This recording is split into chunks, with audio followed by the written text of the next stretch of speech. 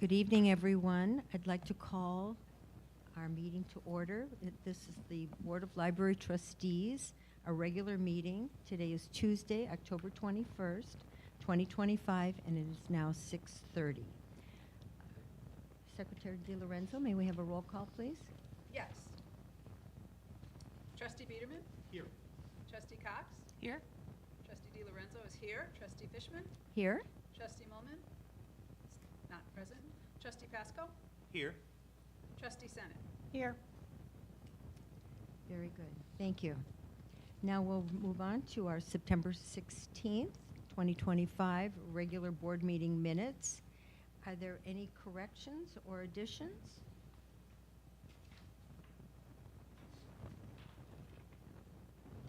All right, thank you. Those seeing none, may we have a motion to approve, please? Motion to approve. Second. Thank you. Motion from Trustee Biederman and seconded by Trustee Senate. All right, thank you. May we have a roll call, please? Yes. Secretary? Trustee Biederman? Yes. Trustee Cox? Abstain. Trustee DiLorenzo, yes. Trustee Mulman is not present. Trustee Pasco? Yes. Trustee Senate? Yes. Trustee Fishman? Yes, thank you. Motion to approve the September 9th minutes, September 16th minutes, the regular board meeting minutes have been approved. We'll now move on to public comment. Is anyone here who would like to speak? Same old guy. Hi, I'm Robert Lepkowski. I'm resident of Wilmette since 1996. I want to reiterate once again, I'm here to support the staff and the board in decisions about what works should be part of the collection. Thank you very much. Thank you for your comment.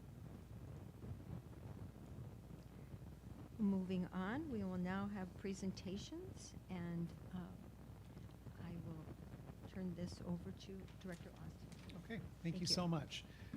As part of our requirements each year, we conduct our annual financial audit, and this evening we are joined by Scott Termine, Vice President of Audit for Selden Fox, who is going to present the Independent Auditor's Report and provide an overview of our fiscal year 24-25 annual financial report, its findings, and address any questions that we have from the board before we accept the report and publish it on our website. Good evening, Scott. Thank you for joining us. Thanks, Anthony. Appreciate it. Thank you all for having us here tonight and for engaging us to do the audit. On behalf of our team, I'd certainly like to thank Anthony and Sandra for all their effort and cooperation during the audit. It certainly makes for a much smoother process for us, and we appreciate all the time and attention that went into it. So we provide three main deliverables as part of the audit. You first have the set of the audited financial statements. Then there's a communication to you as the board reporting on the results of our audit. And then lastly, you have a management letter on some internal control related matters. I'll briefly cover the financial statements first. And I understood from Austin that there are a few new board members for this year. So I'll be happy to address any questions as we go, but I'll certainly pause as we move between the documents just to check in if anyone has any questions that you'd like me to cover. So as you get into the financial statement report, you'll note that the first item behind the table of contents is our independent auditor's report. And for 2025, that provides what we refer to as a clean audit opinion. And I'll say that's the best form of opinion that you can receive. I will call to your attention on the first page of the opinion, we do note that the financial statements are prepared on a modified cash basis of accounting. So it's different than generally accepted accounting principles, and we just have to call that to the attention of any readers to make sure that they realize that that is different than generally accepted accounting principles. Other than that, though, that clean opinion effectively means that we found all of the disclosures and amounts to be fairly presented in accordance with the modified cash basis of accounting. Following the independent auditor's report, there's a section of what we refer to as the management discussion and analysis. And I would encourage you, if you haven't already done so, to read that, as it does provide a very nice overview of the financial statements. It provides some comparative information and gives you sort of an overview of the financial statements.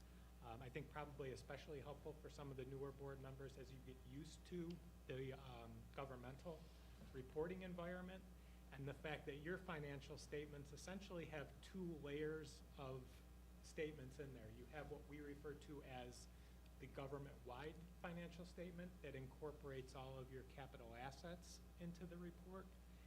And then you have that second layer that you're more accustomed to monitoring throughout the year, which is your fund financial statements. So two layers in there. And again, when I talk about that modified cash basis of accounting, I'll certainly assure you that that does make things a lot easier as you compare those different layers of financial statements compared to what we would say is a full What GAAP is set. modified? I know it's not GAAP, but what modifies the cash? Yeah, flow? so the biggest difference that you have from modified cash to full accrual, full GAAP, is the treatment of accruals. So you don't have all of those recognized there, but what you are doing is recognizing all of those capital assets, which is a significant component. Okay? Any other questions on that part of it? Okay, then as you move into the financial statements themselves, on page 4, you have the statement of net position. And this is that top layer that I referred to, the government-wide level, where we do incorporate all of the capital assets into the presentation. So effectively, we start at the top with your total assets, which are approximately $22 million, say. We reduce that by some accrued payroll liabilities at the end of the year to come to your ending net position at June 30th, which is about $22 million in total. And that is composed of 3 sort of components there. First one being your net investment in capital assets. That's about $8.6 million. Then you have some restricted amounts that are designated for use for specific purposes because of tax levies or other requirements. That's about $6.6 million. And that leaves you with another $6.6 million, coincidentally, that is what we refer to as your unrestricted portion. Right. And that can be used at your full discretion for use in operations as needed. Okay. So that's the first statement. From there, I'd say we can move to page 6 in the report, which takes you to the fund level balance sheet. And here's where I say this is probably what you're more used to monitoring throughout the year. The fund level probably feels more familiar. Here, we show that the library's general fund does have a healthy fund balance of about $6.7 million at the end of the year. At that level, your reserves are in excess of 1 year of expenses. And if you look on page 8, you can see that there are annual expenditures of about $6.3 million. So over 1 year is a very good spot to be in. You can talk to 5 different accountants and get 5 different answers on where that should be, and it certainly depends on your circumstances, but I'll note that the Government Finance Officers Association generally says that you never want to see that go below 2 months worth of expenditures. So you're certainly in a good spot there. I think what is probably more noteworthy is when you go to page 8 in the report, the individual fund, call it income statement, does show that the general fund increased its fund balance by approximately $320,000 during the year. And I say that's noteworthy in context of, if you look later in the report, page 30 provides a budget to actual comparison for the general fund.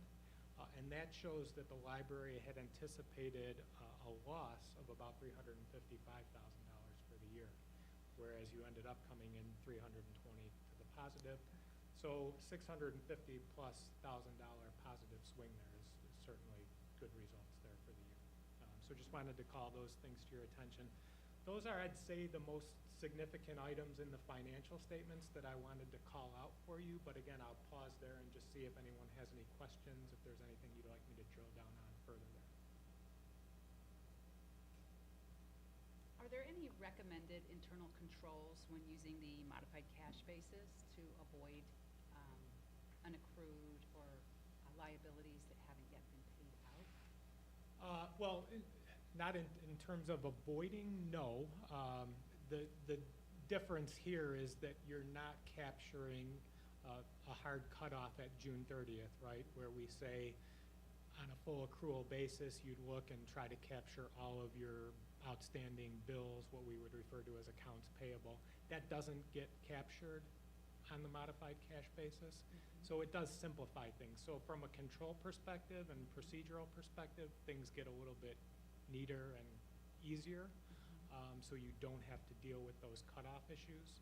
We'll talk about internal controls in the next couple documents though, but to sort of jump ahead there were no recommendations on any types of weaknesses that came out in the audit process that I would call to your attention there. So again, the modified cash basis just tends to simplify the year-end financial reporting process. Is that standard with governmental entities such as this, to not use GAAP? Yeah, I wouldn't say standard, but it is certainly commonplace to see. It's an election that you can make, and we do see libraries that opt for that reporting because it does simplify things. There's no, you gauge your external users and how it may impact them. Rating agencies and everything can generally understand just by seeing the reporting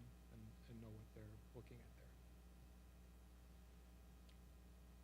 If no other points on the financial statements, I'll move to the second document, which is our required communication to you as the board under auditing standards. This one is 3 pages, and there's an attachment included with it. The letter essentially provides a summary of our responsibility when conducting the audit. It highlights that we did not encounter any difficulties or disagreements when we conducted the audit, so good news there.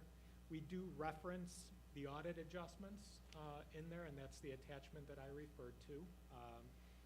There's nothing there that I would say is unusual or concerning in terms of those adjustments. They're just things that we compile as we put that second layer of financial statements together to convert you from the fund level financial statements to the entity-wide. So nothing out of the ordinary there. So, again, I would just probably just pause here to see if anyone has any other questions or concerns on this one. If not, then the last item is that management letter, and this is the one that would typically include any of those internal control type deficiencies or recommendations that we have. And happily, as I alluded to before, we have no such considerations there that we are required to report to you. The letter does convey to you, just as sort of a heads up informational component, that there are a number of additional new GASB standards that are coming in the next fiscal year that you'll have to consider. But with the modified cash basis of accounting, these will not have what I'll say to be significant impacts on your financial statements as you look ahead. We just like to call those to your attention. Over the last couple of years, GASB has been very busy in issuing new standards, so there's been a lot of change in recent years, and that will likely continue as we move forward. So I will stop there. If there's no other questions, just thank you all again for your time and attention, and again, appreciation to Sandra and Anthony for all their help with the audit process. Thank you. All right. Thank you. Thank you. Thank you.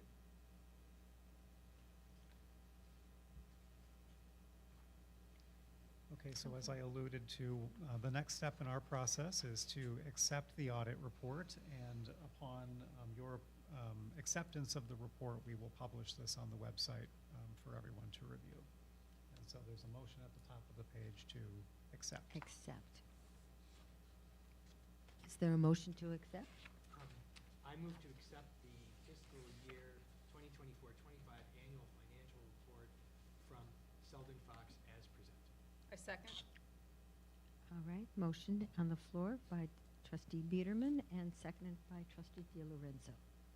Thank you. May we have a roll call vote, please? Yes. Trustee Biederman? Yes. Trustee Cox? Yes. Trustee DiLorenzo, yes. Trustee Mulman is not present. Trustee Pasco? Yes. Trustee Senate? Yes. Trustee Fishman? Yes. Motion accepted. Thank you. Motion approved or accepted? There we go. Okay, thank you very much. Good. Thank you very much for coming this evening. Appreciate your time. We'll now move on to our treasurer's report. Trustee Biederman, please. My report is going to be sort of in two parts. The first part is going to be the traditional part, and then I'm going to pause, and then we'll move. Then in section 7, we'll pick up with some other items that are in the realm of a treasurer. So during this past month, we received just shy of 5,000 in property taxes, which is a bit less, a lot less than we would normally be receiving, because we have not yet received our levy. Everybody here who lives in Cook County has not received their yellow envelope, and while that might be good for you as a taxpayer, you get a little later, but it's really bad for governmental entities who receive the funds. We did receive some investment activity. We had some about 30,000 in combined interest from the general fund and from special reserves and from a portion of our max safe savings account. Expenses from the reports we've got from Sandra are trending just on where they should be, about 25% so far, which is 3 months into the year.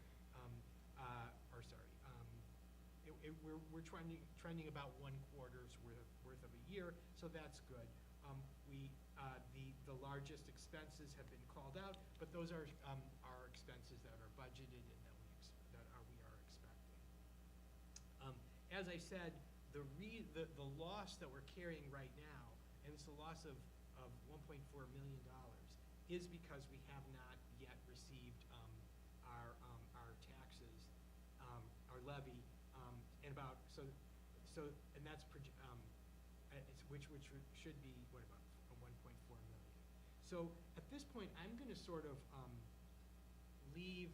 I'm going to pause, and then we can discuss the items that we discussed in our most recent finance meeting with Andrew Kim, and I'll bring those subjects up there. But as for the financial elements of this past month, this is where we are, and item 7 is more of a discussion on what can we do in the future and what changes could we possibly make or other items to consider. I have a quick question. Yes. Do we have any update on the tax situation? None. I've looked at their website because I didn't really understand what's causing it, and it sounds like just a huge mess of their systems. They've got one vendor they have several vendors that run their systems, and it appears to be a big mess with no known end. Because it's usually August? Well, yes, Yeah. it should be August and February. That's how it's normally done, and it's going to cause a lot of problems. I mean, at a certain point, if they can't bill people for taxes, well, how are they going to get the revenue? I don't really know. And I tried. There were I read some articles or some news reports from local TV news that were on, and they kind of talked about it, and they said, well, it's due to this vendor and that vendor, or the system has a bug. Well, I mean, I don't work I know for the this county, is not but something I we have just any gotta believe control that over. this is I'm a just major curious. thing that I don't know. I don't know what the timetable is. And my other question is, and I saw in the report that rates are falling. So, and I know we budgeted conservatively for interest income, but just Yeah. is your general sense that we'll still be on target with the? We'll still be on target. The majority of them are secured for 2 years. We've got a couple that are coming up. We renewed one that matures on this coming Monday. That had a little bit lower rate than what we've been seeing, but we're still fine. We're going to be on budget with the investment income. The vast majority of the investments have a locked-in rate. So it doesn't matter, 50 basis points dropped 2 weeks ago, and probably gonna get another 25 basis points, another 25 basis points next month. And that really is only gonna affect the reinvested CDs. Those will be reinvested at the current rate, which will be slightly lower. So But we the- wouldn't see that for a year, like. A year or as- two. It's a small It's percentage staggered, of the yeah. whole. Okay. The others were locked in at higher rates. But, Got it. you know, Okay. over time, yes, the amount of interest income will go down if rates go down, because we're renewing at lower, so maybe it makes sense to lock in, not lock in at, we're not gonna take on long-term debt, or not gonna buy long-term debt, because if it's just going down, or if we're not gonna really time it, but this isn't the time to be locking in at the lowest Yes. rates. So, You will notice on the table that's included in the treasurer's report that with the CDs, that we did ladder up and we took some longer-term CDs in this last year when the rates were really good. And just so that everyone knows too, we do not invest in callable CDs that would have a variable interest rate. We go with the fixed monthly accruals. So we can generally estimate what our investment return is going to be based upon what you're seeing in that table. So we're generally stable. I'm sure, thank you. Yep. large stable large stable still has several years till it matures. Yeah. And you'll see the dates on that table range anywhere from That's right. February of 26 to June of 30. So laddered. Yeah. It's a good question. I mean, it's what people are thinking about for their own personal. Absolutely. Any other questions on the treasurer's report? Seeing none then, may we have approval of the bills and salaries check detail for the September 2025 financials as presented? I move approval of the bills and salaries check detail for September 2025 as presented. Thank you. Trustee DiLorenzo, is there a second, please? I second. Okay, Trustee Cox, thank you. May we have a motion, please? Trustee Biederman? Yes. Trustee Cox? Yes. Trustee DiLorenzo, yes. Trustee Moman is not present. Trustee Pasco? Yes. Trustee Senate? Yes. Trustee Fishman? Yes, thank you. Our bills and salaries check detail for September 2025 as presented has passed. Thank you. Now we have our action items, our resolution 2025-2622, National Friends of Libraries Week 2025 proclamation. Turn to that, one moment.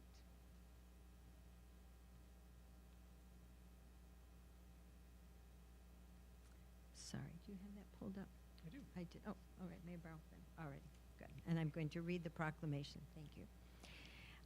Whereas October 19th through 25th, 2025 has been declared National Friends of the Libraries Week by the United for Libraries, a division of the American Library Association.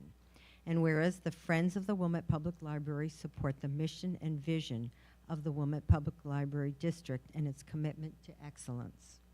Whereas Friends promote the joys and benefits of literacy and learning by investing valuable time and effort by raising supplementary funds to support meaningful library programming and sharing excess book donations from Books Down Under, the library, the used bookstore, beyond our community.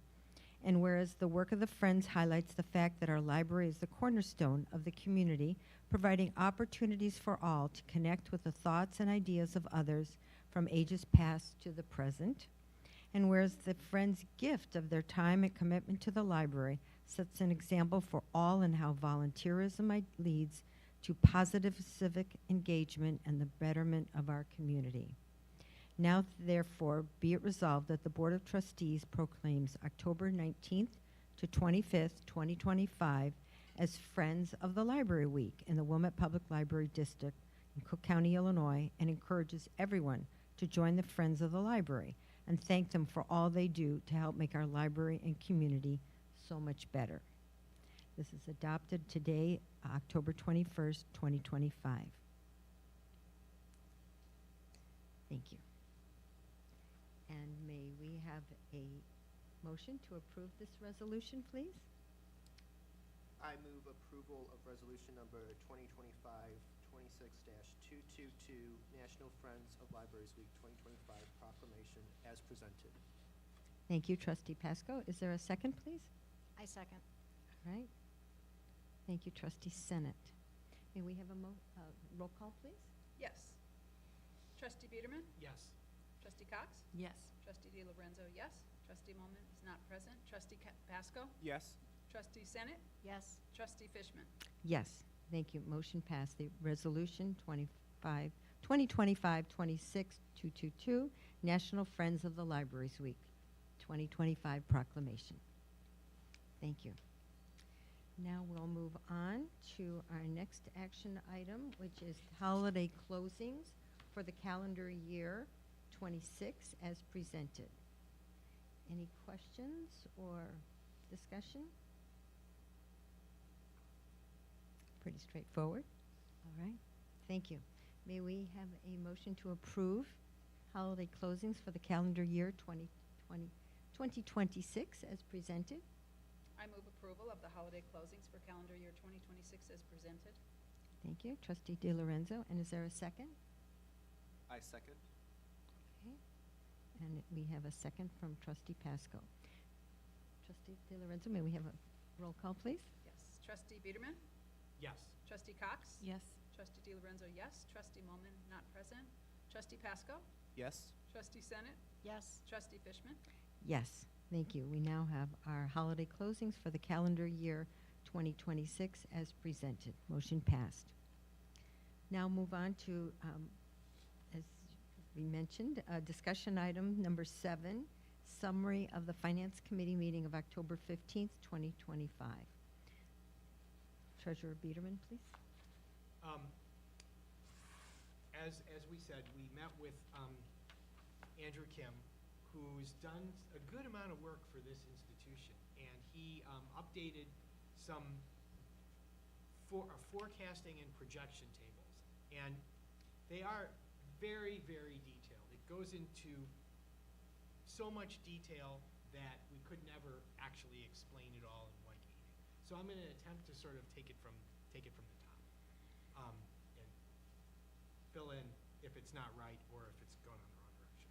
But what he basically did was start with a review of our operating income, our general fund income, historic and projecting out, based upon a lot of things, based upon a projected tax, went detail into new construction. There's a lot of things that went into the model. But the biggest item that he's pointing out is that we are projecting an operating loss in the general fund going forward and growing with every projected year through 30. And the main reason for that is that taxes only go up so much, and we're capped on the amount that we can raise it unless we take some detours that we can talk about. But without doing anything special, we can raise it about 5%. But the problem is that expenses don't go up by only 5%. Expenses are projected to go up a lot more. So we're projecting an operating loss going into the future, and that's actually separate from the reserved funds. But the general fund, we have a good cushion right now, and we have to have it because the unanticipated delay in tax revenue requires it's good that we have it because we have extra funds to, in effect, use the saved funds in that to pay expenses now with the anticipation that later, as we receive them, will be reimbursed. Forget the fact that we're losing out on any investment income that we can get on that. But that's the main picture that he's brought to us. He's gone into a lot of detail on a lot of other things, but that's the biggest item that I feel that he's brought. He's talked about the model includes a lot of things on CPI and a lot of historical new properties. And it's great. I mean, it is a very detailed, constructed model. But the bottom line to it is that we're projecting operating loss for the next few years, and which brings up the subject of, and we've discussed it there, various things we can do to try to correct that situation. Historically, it appears as though that the reason that we're in this situation, or one of the largest contributing factors, is several years ago, the library district chose to lower its levy. And while it may have, at the time, it may have seemed like a very good decision to be made, and that there was maybe no way, or the board at the time did not have the tools or the consultants to bounce the idea off of, we're in the situation that we lowered our levy, and we've only been able to bring it up at stepped up 5% levels, and we're in a situation where expenses are not only anticipated in this current year, will exceed the revenue, and leaves us in a situation that we're going to need to take a look at what tools we have, what other items we can do to correct the situation, because we don't want to be in a situation where we gobble up all of our operating reserves to just cover losses, because then we'll be in a very difficult situation, which the mission of the library will be really hard to achieve. So in a very consolidated summary, that's what we talked about with Andrew. He presented an excellent report, and that's my summarization of it.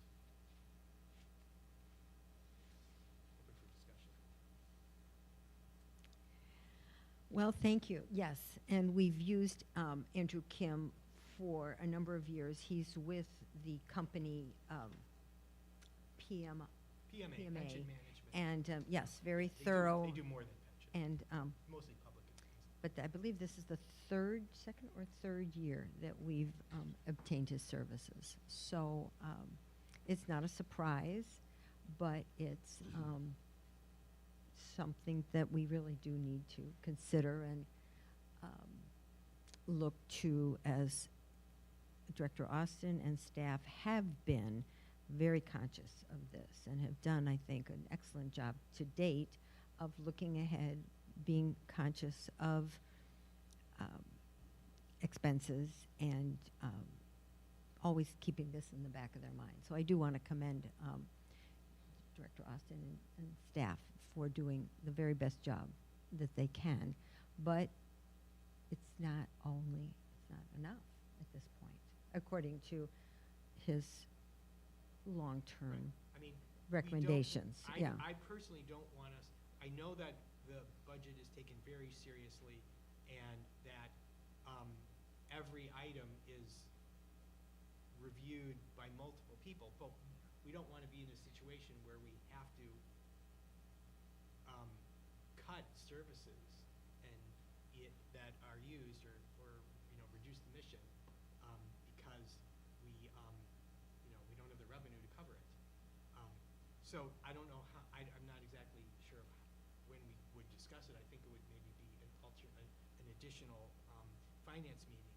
There are things that can be done, probably should be considered, so that we can increase the revenue so that it can cover the expenses and proceed on with the mission.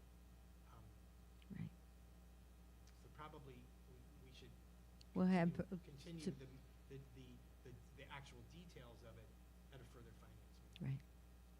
That's what we've talked about in the past. It's a tall order, and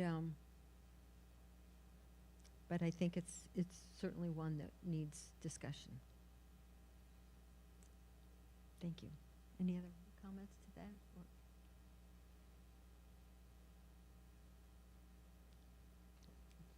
Director Austin? Okay, I will add a few comments. So like I said, we've been working with Andrew Kim now for about 4 years to analyze our long-range financial projections.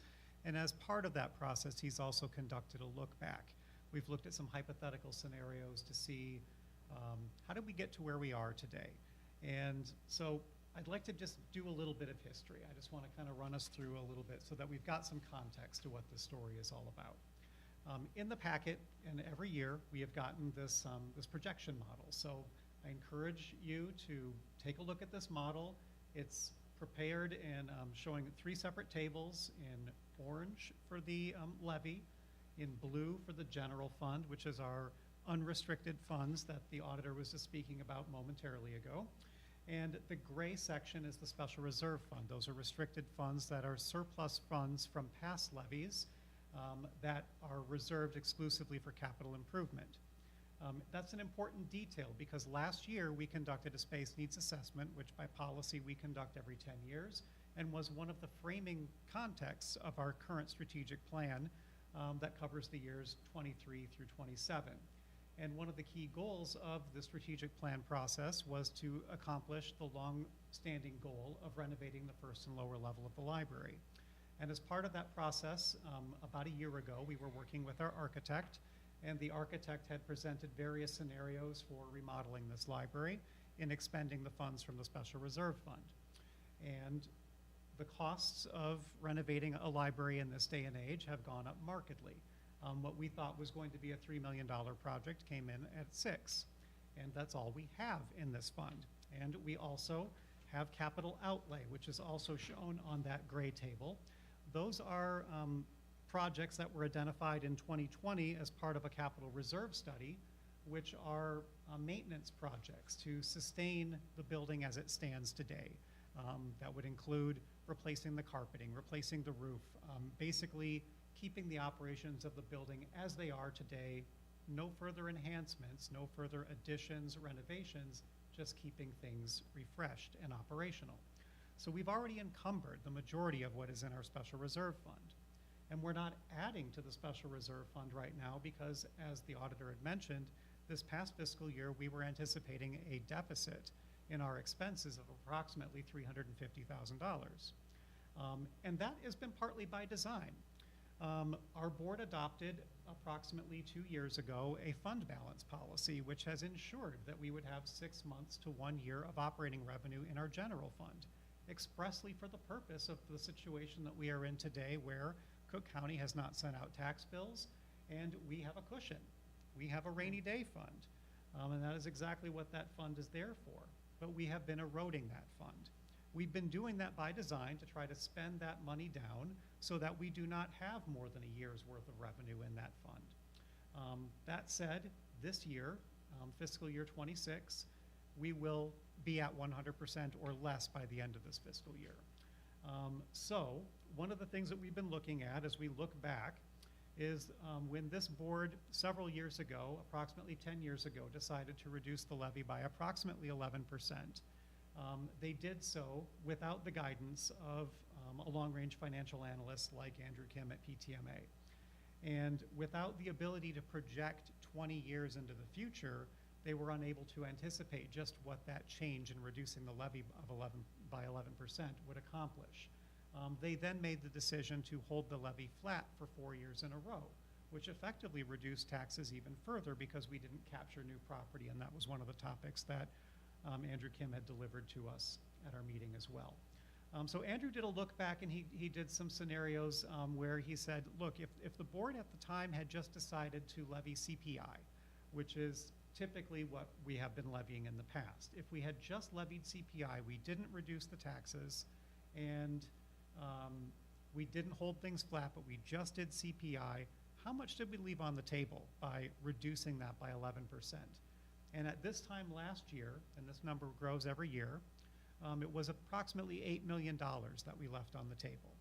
And as we think today about this project that we were planning last year to do the renovation of this building, well, that certainly would have helped to cover those expenses. So it does put us in a little bit of a difficult scenario. As Treasurer Biederman was suggesting, expenses continue to go up. We just learned just in this last month, and as I shared in last month's director's report, our health insurance package is coming in substantially higher than we were expecting it to be, approximately 20% higher than last year's budget. It is the second highest item in our operating budget. It's going to be about $800,000. That's very substantial. we cannot assume an increase in that line of 4% year over year if it's going to be something like 20% or greater. We will have to substantially change the coverage that we offer, alter the services and benefits package that we offer to our staff, or find alternative ways of trying to balance the budget. In this last year, as I said, we had $350,000 of deficit spending budgeted and approved, and we ended up turning a bit of a surplus. Staff did everything that they could to try to control costs, but I can tell you that that surplus that we had this last year is not something that we can duplicate year over year. There will need to be a combination of measures to try to ensure that we can have continuity of service the way that we have today. And it's going to be a range of things. We're going to need to continue to levy as much as we can under law. We're going to need to try to control our costs as much as possible. We're going to need to continue to leverage our partnerships with other consortia to try to control all of those costs and share burden with other agencies, as we do with the Cooperative Computer Services, with the Wellness Insurance Network, with a number of our partners. We need to sustain our relationship with the Kenilworth Public Library District, for which we receive a significant amount of funds each year for service to that community. We're also going to need to continue to cultivate our relationship with our partners in the Friends and other funding agencies. We will likely need to do what we've done in many years past, and in this season of giving, ask people to consider giving to the library. We will need to do a combination of all of these things, but the topic that really was before us when we met last week with the Finance Committee was to discuss our levy scenario for this fiscal year. So the draft levy ordinance for fiscal year 25-26 is the action item that's related to this conversation we're having this evening. And we will be moving to approve that ordinance at next month's meeting. But that draft ordinance is here in your packet this evening and includes the recommendation put forth by Andrew Kim, which is to levy the maximum that is allowable to us under law. So PTEL allows us to levy up to 4.9% over our prior fiscal year's levy extension, while also recognizing that in 2024, the Consumer Price Index was 2.9%. So it is entirely possible here in Cook County that we would not receive the full 4.9% that we would be asking for. But as Andrew explained in the meeting that we were having with him, by levying 4.9%, we will ensure that we will capture any new property that has come on the tax rolls and that we would benefit from that. So while we're not likely going to be getting just 2.9, we probably won't be getting 4.9, somewhere in there, and we'll leave it to the assessor to figure out just how much they're going to extend to us, based upon the proposal that Andrew Kim had recommended and what I think we had built consensus around at the October 15th meeting to put in this month's packet. So are there any questions or comments about anything that I've said in terms of this backstory leading up to the discussion of this draft levy ordinance that's before you this evening?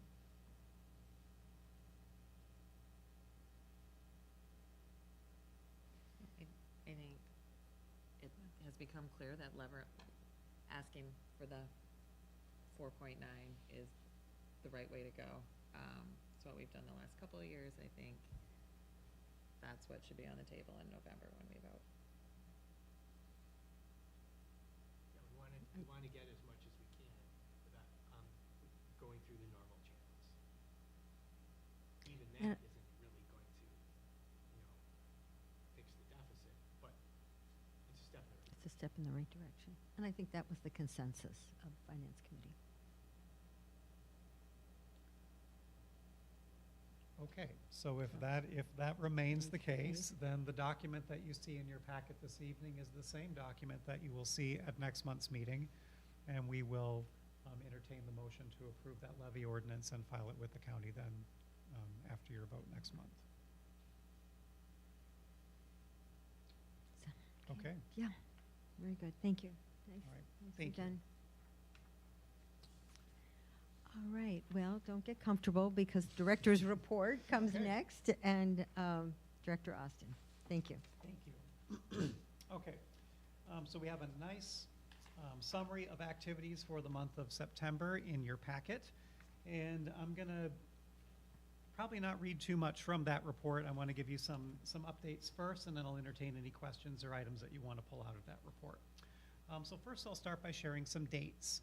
with you all. So just as we're celebrating our friends this week we're also celebrating the nationwide program United Against Hate Week. United Against Hate Week is a call for local civic action to reject hate, expand intervention and prevention resources, and foster a more equitable world. 5 libraries across our region are hosting representatives from Cook County Commissioner Scott Britton's office to promote this campaign, and they will be at the entrance of Wilmette Library on Thursday, October 23rd from 2 to 6 p.m. As a Cook County United Against Hate supporter, Wilmette Public Library encourages our community to recognize the importance of reporting hate crimes and learn about resources that inspire conversations about justice. Let's stand together as a clear voice and carry a visible message for equity. Hate has no home in Cook County. I hope to see you all in the lobby on the 23rd and meeting with the team from Scott Britton's office. And I encourage anyone who has not already taken the oath to Unite Against Hate to go to the Unite Against Hate website and to do so. We have also celebrated another week in this past month. Each fall, schools, libraries, bookstores, and advocates celebrate our freedom to read freely by dedicating a week to bringing visibility to the growing range of efforts that challenge or suppress ideas, books, stories, and access to information. Also known as Banned Books Week, this year's theme, as advanced by the American Library Association, is Censorship is So 1984. Read for your rights. American Libraries Magazine's By the Numbers feature included intriguing statistics about the surprisingly low rate of parent-initiated book challenges, the number of states that have passed anti-book ban laws, there are 9 states including Illinois, and the number of book resumes published by the Unite Against Book Bans to help teachers, librarians, parents, and community members to defend books against the many forms of censorship. At Wilmette Library, we celebrated Freedom to Read Week on October 5th through 11th and featured interactive displays in both the Adult and Youth Services departments to bring awareness to this important topic.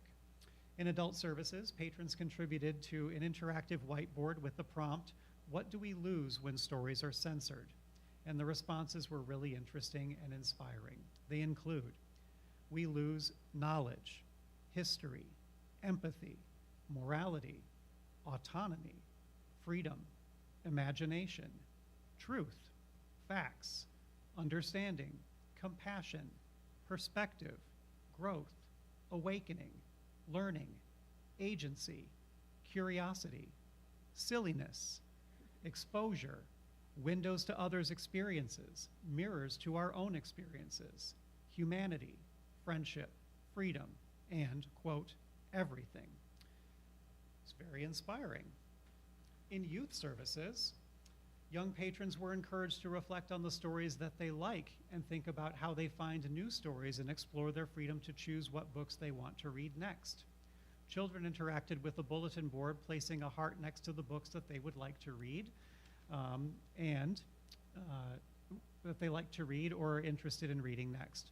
And they use this prompt to talk, parents can use this prompt to talk about with their children about their reading preferences, interests, and the stories that they seek. Supporting self-selection promotes reading engagement and motivation and helps children develop their personal taste and is essential to lifelong reading. We had wonderful feedback from the patrons who engaged with both of these displays, and we saw substantial circulation of the materials that we were presenting for materials that have been challenged. So we encourage everyone to read freely and to celebrate their freedom to read. And we're happy to help you choose some books of your own, always here at the library. So shifting gears, keeping books on the shelf is certainly an important role of the library, and it's gotten just a little bit more challenging this month for another reason. We've been reporting fulfillment challenges with our primary book acquisitions vendor for the past several months now in our director's report, and apparently that was all foreshadowing of their demise. So despite measures to continue operations and preserve their pending contracts with libraries, major book distributor Baker & Taylor, a longtime fixture, almost 200 years, in the library technology industry, is shuttering. This closure follows a failed acquisition by publisher and distributor ReaderLink Distribution Services, which had signed a letter of intent back in early September to acquire B&T's assets and continue its operations. That purchase was scheduled to close on September 26th, but fell apart that same day.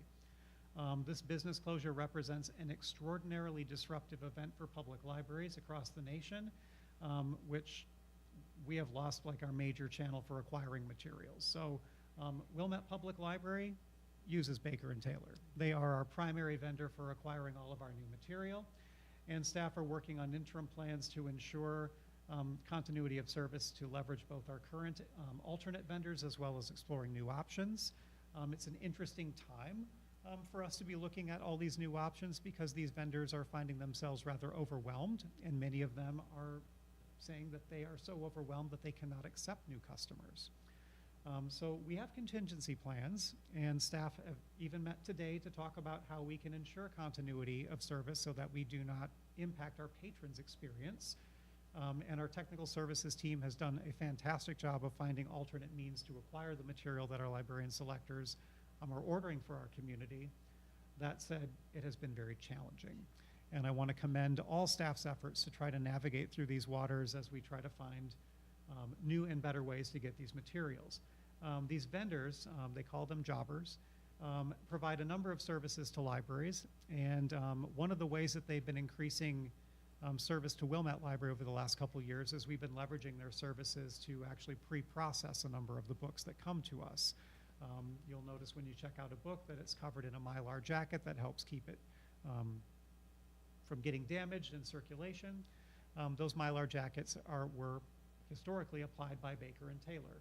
Our staff for years put them on themselves, but it's a very time-consuming process to go through all of the various sizes of the material to try to process them accordingly. We have a lean team that does a fantastic job of preparing our materials for circulation, and this is only going to stretch their resources just a little bit more thinly. But we're doing a fantastic job. There's very little effect on patrons at this point, but I think it's salient that I say that it could be very impactful unless we find a solution here soon. So I will keep you posted on our efforts to try to find resolution to that. Okay, I will close by adding just a few more points from my report, and then I'll take any questions that you may have. So statistically, this past month, the library saw just over 20,000 visitors in September, averaging approximately 700 new unique users each day. For the first time since fiscal year 23, we had over 50,000 checkouts in September. We were excited about that. We welcomed 179 new cardholders in September, National Library Card Sign-Up Month, including 33 new District 39 student cards. On the digital side of things, our streaming platform Hoopla saw its highest usage ever for a third month in a row with nearly 2,000 borrows. Hoopla is our digital media service that allows you to instantly borrow movies, music, audiobooks, ebooks, comics, and TV shows that you can enjoy on your personal device or stream to your TV at home. Hoopla has an interesting model. They're a pay-per-use model. So circulation that's booming is fantastic for our customers and that they've got instant access to these resources, but it also means we have to allocate a little bit more of our budget to it each month to meet the demand that our community has. So we are monitoring those expenses. Other digital platforms were performing really well this past month as well, including Mango Languages, which had its highest reported monthly usage ever with nearly 200 sessions. Mango Languages offers dozens of language courses, plus English lessons in many languages, and specialty courses that teach cultural differences. Our biggest hit this month was New York Times All Access. I've shared a bit more with you previously about this.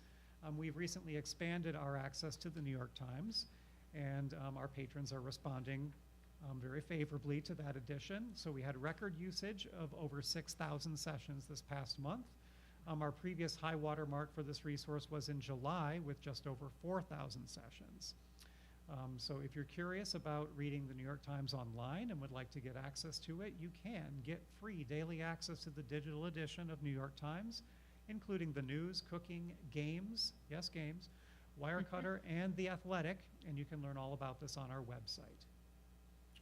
All right, speaking of collections, I'm going to close my overview this evening by providing you an update on our collection revitalization project. So as I reported last month, our plans to renovate the lower level north room have been in full swing for the past several weeks. We successfully completed the abatement project in mid-September. We painted that room in late September. And just today, our carpeting team has substantially completed their recarpeting of the space. It smells lovely. It's very fresh.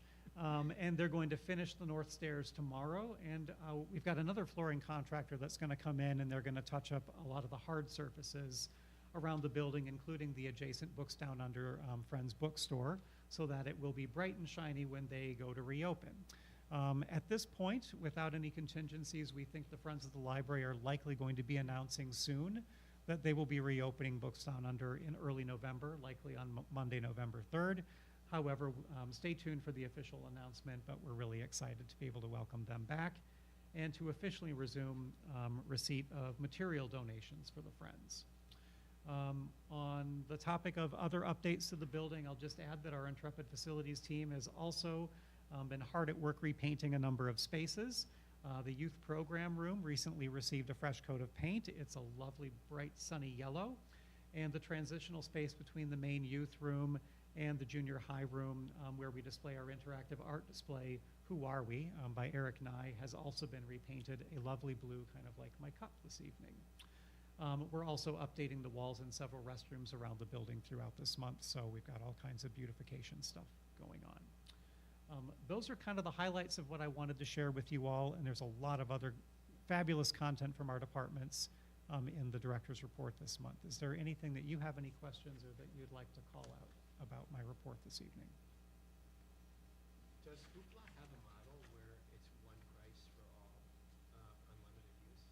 It does not, but they do. So there are other ways that we can modify thresholds and set limits. So you know, there's a whole range of those options. Right now, our patrons can have 10 items per month. We are looking at models where we could reduce that number because not all patrons are using up to 10, but we do have several who will use it exclusively, and they will take all 10 of their checkouts. Some libraries, like our neighbors in Evanston, have a different sort of model where they have an embargo on how many checkouts they can have per day. And what we've heard anecdotally from some of our neighbors here across the street who live in Evanston and use that service is that they have to wait up at midnight to make sure that they can check out their item for that day. And that oftentimes a lot of those early birds will get all their checkouts first thing, and then they won't be available later in that day. So there's a range of ways that we can adapt to provide those digital services to folks, and we're trying to do it in a way that's not going to impact our customers adversely, but we also, as we've been talking about all night, need to look at ways to try to control our expenses while still meeting demand. So we'll share more about that if we need to go that direction.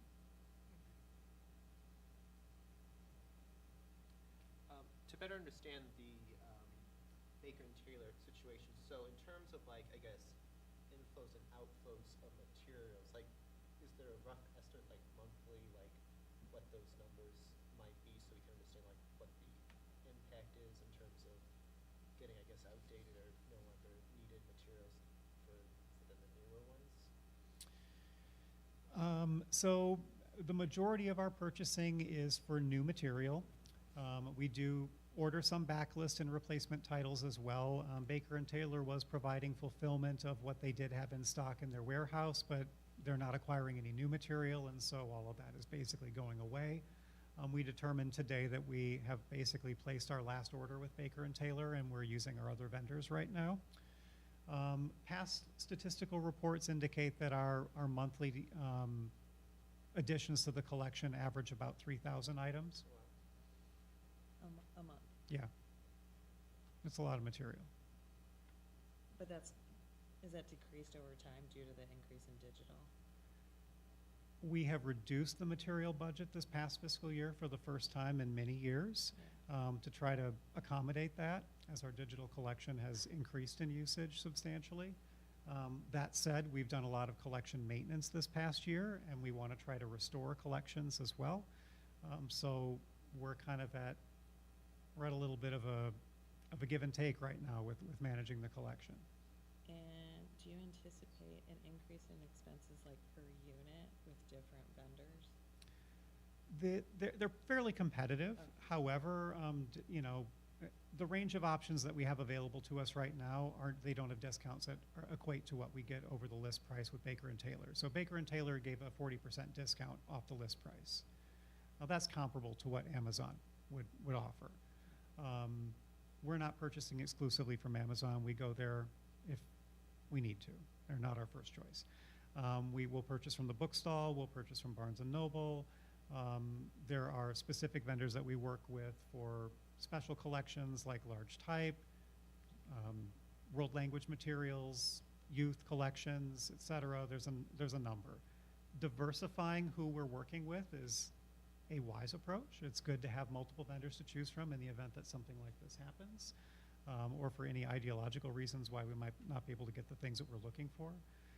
But we are acutely aware that what we were budgeting this fiscal year for expenses may mean that we would likely need to acquire fewer items this year because of this ripple. And part of that, it kind of will ebb and flow, I think, with the pre-processing and whether or not we're going to get pre-processing from these other vendors or if we're going to be doing it ourselves. Some of those expenses will come out of the library supplies line, which is the supply line that we use to try to provision service to the library. But ultimately, it's not great. So it's still too soon to tell what the impact is, I think, at this stage. But we're anticipating for the next 3 months it's going to be disruptive until we can land with a potential new vendor. And we have several, and we're going to be interviewing a couple of them later this month to determine if they're the right fit for us. But yes, there could be budgetary impacts. Are there any alternate providers to Baker and Taylor that provide the exact same services and products, or would it be a series of substitute vendors that we would have to engage with? I mean, I would equate it to, like any range of products, like an automobile. You've got your Fords and your Toyotas and your Chryslers and Hondas and stuff, and they're all kind of the same. They offer similar services, similar outcome, but they do it a different way with a different style. Most of them offer from pretty much the same catalog of resources. You can get those materials. It's the way that they present it. It's the style of their customer service. It's their business model for how they deliver it. Do they charge for shipping? How quickly can they get those things for us? Can they process a cart early? Can we place something on order that's pre-publication before, many months before it's going to be out? Do they offer descriptive services that help us to, round out our collection? I mean, one of the things that we're really going to lose with Baker and Taylor is that we have all of our order history in there. And so staff could look back and they could see, we ordered this. And that was a really helpful tool to see, what our past records were. It was also a way to analyze what was in the collection or how we could round out the collection. They provided some more analytical tools we hadn't leveraged as much in recent times, but that's another service that we're looking for from these vendors that may help us to identify some gaps. But we've got other resources to provide that too, and our librarians are professionals, and we're less concerned about that, but it is an ancillary service that's offered. So yeah, we're gonna miss them. They've been great to our industry. They've been great to Wilmette Library and a lot of our peers. And it's a shock that they couldn't be whatever, that they couldn't survive. You can continue. Yeah, it's a real shock. You may not know. What percent of public libraries were using Baker and Taylor as their main? I don't know their market share, but locally, I mean, I'm just looking at my listserv of peer directors and other libraries that are dealing with this right now. I mean, I would say a good majority of them did a substantial amount of business with Baker and Taylor. And they were one of the largest fixtures in any exhibit hall at any conference that you would go to. They were just one of the key vendors. And we all wanted to get a Baker and Taylor bag. And didn't?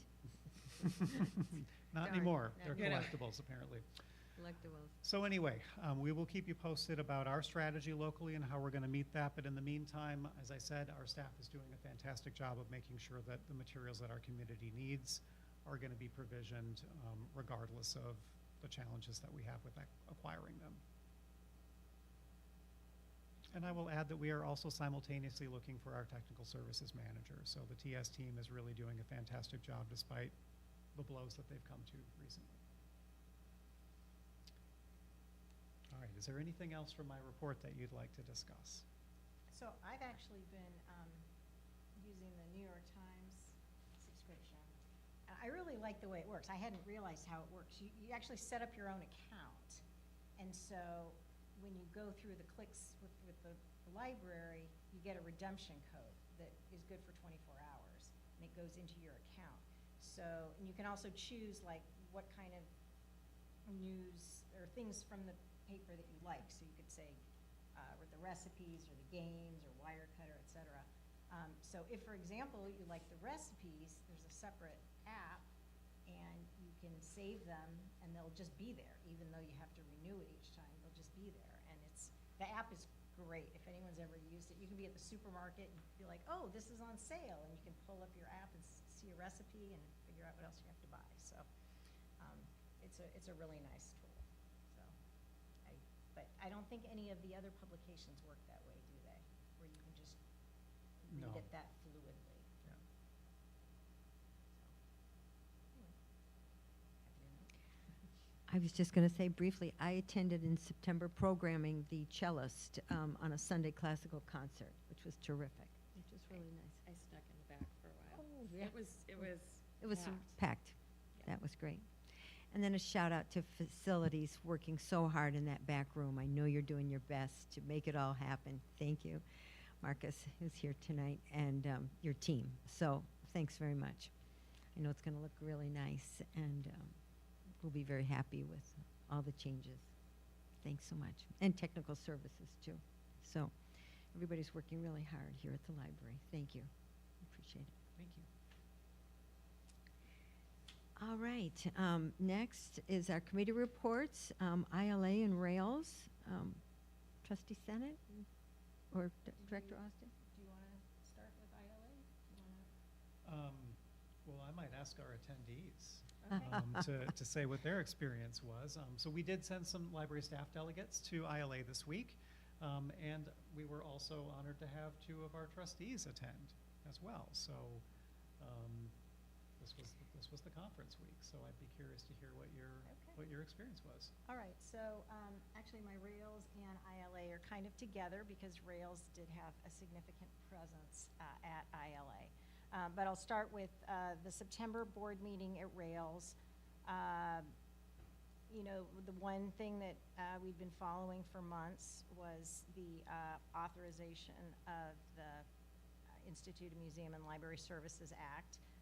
It did expire on September 30th, and the big question was whether it would be reauthorized, and since the government is shut down, nothing has happened. On that note, just as we said at the last meeting, once Congress does get going again, there is a bipartisan committee that does seem interested in funding libraries and education. So there's a positive note on that. There are several new state legislation proposals on the floor that an ILA, the Illinois Library Association, has legislative priorities, and Rails generally supports the same priorities. One of the big ones, which is going to affect us, is to have annual public library trustee training. Unlike our experience, where Director Austin arranges trustee training for the whole village, right? The last couple of election cycles, not all trustees get library training. In fact, most don't. There is some that is available on through Rails. There's a portal called L2, which they kept repeating over and over to all of the trustees, saying to make sure that all trustees should have an account on L2. It has free webinars and on all types of topics, and you can see historical ones. ones too, which is nice. So if you can't make it, because a lot of them are, in the middle of the day, you can always watch one later, and they'll have the slides and the speaker, and they tend to be, exactly 1 hour. Let's see what else. Probably would only be interested in this if you really want to know all about all of the libraries in our area, but Rails debuted a new resource sharing map that's kind of cool. It's basically a map of all of the library coverage in Illinois, and then it'll tell you, how many people are served by the library and what consortia that library belongs to. One of the big priorities for Rails has been, there's quite a few people in Illinois who actually don't have access to a public library. I think it's something like 1 million people. And if you look at the map, you see a lot of spaces, and those spaces, in some cases it's things like a forest preserve, but a lot of cases the spaces is it's just an area that doesn't have a library district. So we should feel very fortunate that we live in a robust library district. Let's see what else. There was quite a bit in the last Rails meeting, just sort of educating everybody about Rails delivery service. So Rails' primary job for a long time has always just been, and continues to be, the interlibrary loan. There are 500 to 600 libraries per day that the Rails delivery service visits. And so they have designated routes, and that's what they do, is they pick up the books, they deliver the books. They pick up the books, they deliver the books.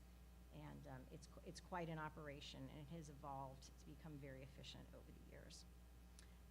The next Rails meeting is this Friday, and so we haven't had the meeting yet, but I do have the packet. So basically, they're going to be talking mostly about the ILA conference, which was a few days ago. And let's see what else.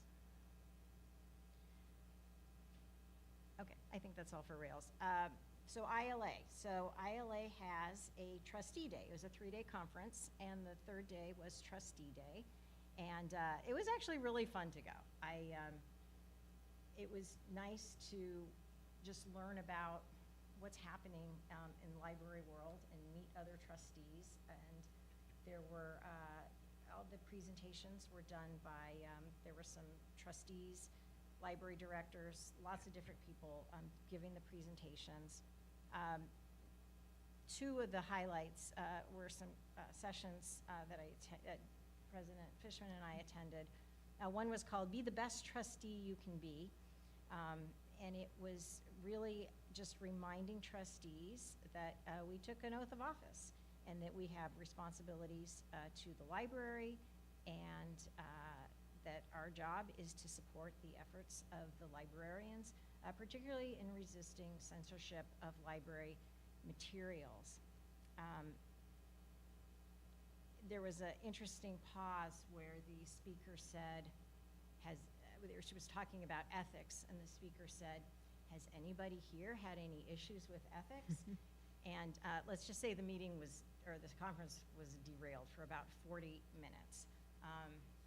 And so I think President Fishman and I were very glad that we do not have the issues that some of the library are. Well, I'll just clarify. It wasn't among the trustees that were the issues. It was issues among patrons and some things that were just not in the best practices, the best principles for the library and the running of the library and the patrons. Yeah. So there were just, but it was, yes, it brought a lot of conversation, shall we say. And everyone seemed to want to share what might have happened at their library all across the libraries that were represented. So not unusual. Yes, and I think we also had an even deeper appreciation for our library community after hearing some of the stories that some of the other trustees were telling. The other one that was big was an intellectual freedom training for library trustees.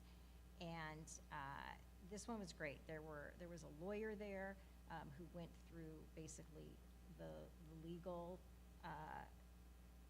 framework. You know, it's the First Amendment, and it's a well-established corollary to the First Amendment that freedom of expression is also freedom to receive information. And it is incumbent upon libraries to know that, understand that, for trustees to have policies that support that, and for everybody to understand what that means. That supporting intellectual freedom is a central part of the trustee duties and library workers. So that was actually it was good, and it was educational, and yeah, and Okay. it was good. Yeah. Yeah.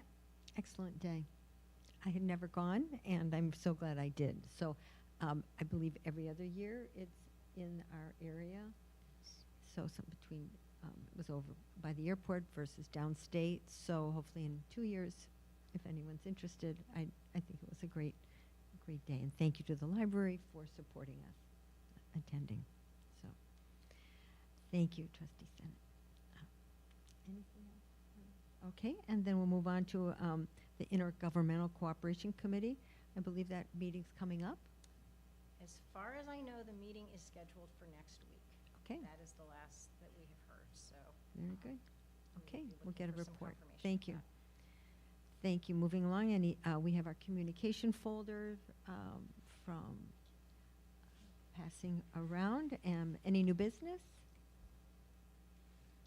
All right, and Yes, I will just add, Oh. because it didn't end up on the agenda. Okay. Tomorrow night is the League of Women Voters Yes. hosted State of the Village event, where each unit of local government in our community will be making a presentation. The library will be represented by President Fishman, and we're all encouraged to Invited. attend. it's at the Malincrop Center on Ridge Road, and believe it starts at 7 o'clock. So thank you to the League for hosting that. All right, thank you for adding that. Great. Seeing no other new business, may we have a motion to adjourn, please? I move to adjourn. All right, thank you. Trustee DiLorenzo, and it is 7:47. Thank you for that motion. May we have all those in favor, but please say aye. Aye. Aye. All right, our meeting is adjourned. Thank you very much.